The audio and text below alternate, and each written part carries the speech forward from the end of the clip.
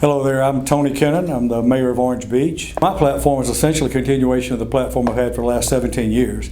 And first on that list is quality of life and protecting the bubble that we live in. For me, quality of life has to be the outcome for every decision we make. And we try to make decisions based on fact, based on numbers, good business sense, because I'm a businessman and a public servant. And that's the way I make my decisions, not on emotions, not on favorites, not on anything other than just the facts. But the end result has to be an enhancement of our quality of life for our community. It's very difficult at times because you have seniors and retirees who have a different perspective from a young family who's trying to raise kids and make a living, from a businessman and a businesswoman that has a different perspective as to running and having a business that's successful. And then you got the tourism industry. And all of those can be conflicted at times. So my job is to try my best to find middle ground so that we all coexist, and I'm very proud of where we live, and I think we've accomplished that. I think secondly, financial security, financial stability. We've carried a surplus for 17 years, even in the worst of times.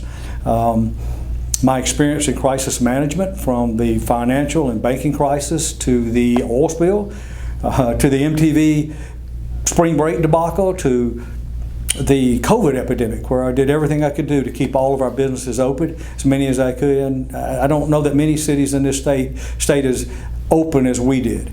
To Hurricane Sally, where in 30 days we had this place cleaned up and ready to go.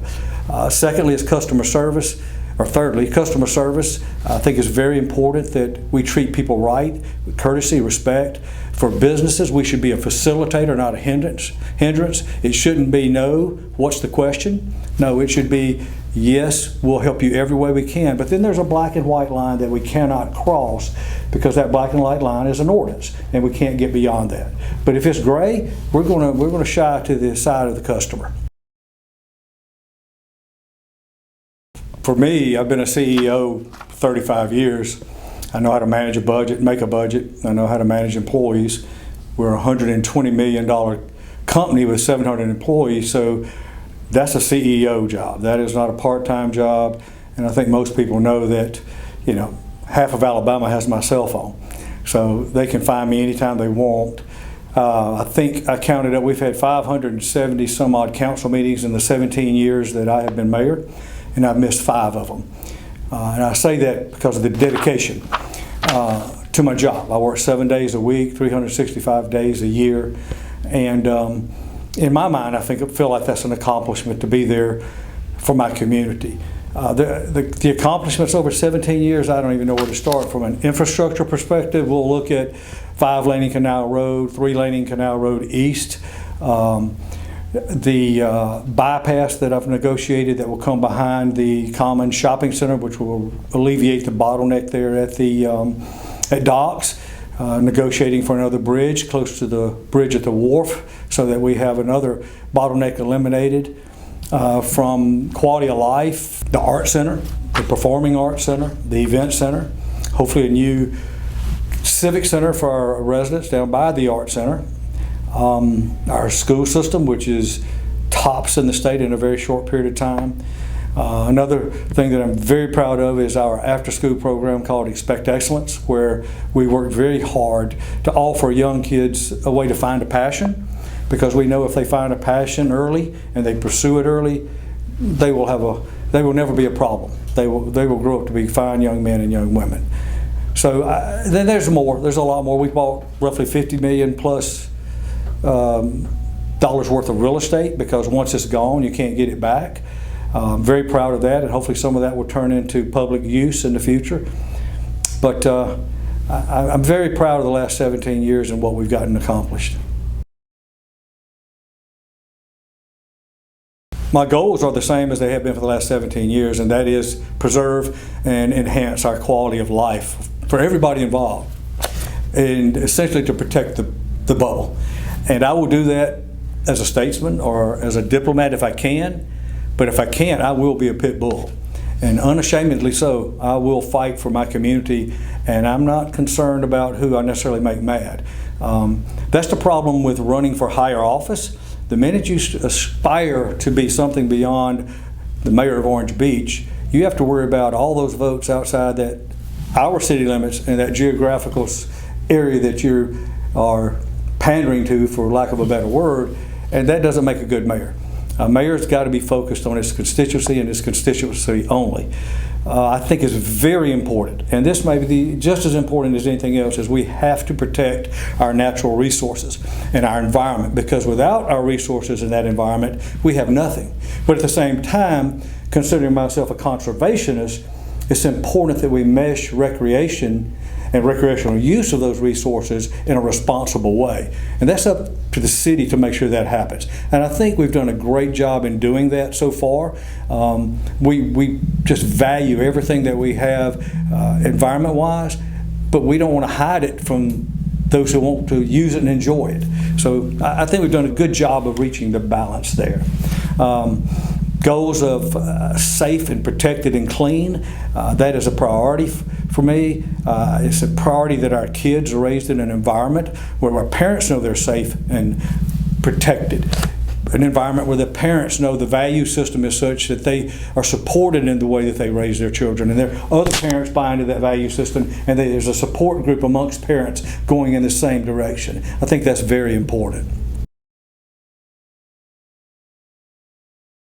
Well, growth is an intricate subject. It's an intricate issue, and it takes time to, I think, explain it. But the day I walked into office 17 years ago, we made up our minds that we would not upzone properties. In other words, we wouldn't take a piece of residential property and turn it into a condo. If you see a condo being built today, it is because that condo was being built on a piece of property already zoned condominium, and they had the right to build it. We didn't have the right to take that away. I think that we've done a great job of managing. I think we've done a better job than probably anybody in the county of being ahead of the curve on managing. It's difficult trying to keep up infrastructure when the majority of your infrastructure is dictated to you by the state. And we really have two types of growth. We have the tourism industry, which is generally 8 to 10 weeks of the summer, that is growing leaps and bounds. So the traffic is the huge problem between Memorial Day and time schools goes back into session. That's an issue that we've got to deal with through roadway improvements, another bridge, things of that nature. Then you've got residential growth, which is a different type of growth with different type of demands. So we've got to look at, under this moratorium, which again, a moratorium is very difficult to put in place because it's not perpetual.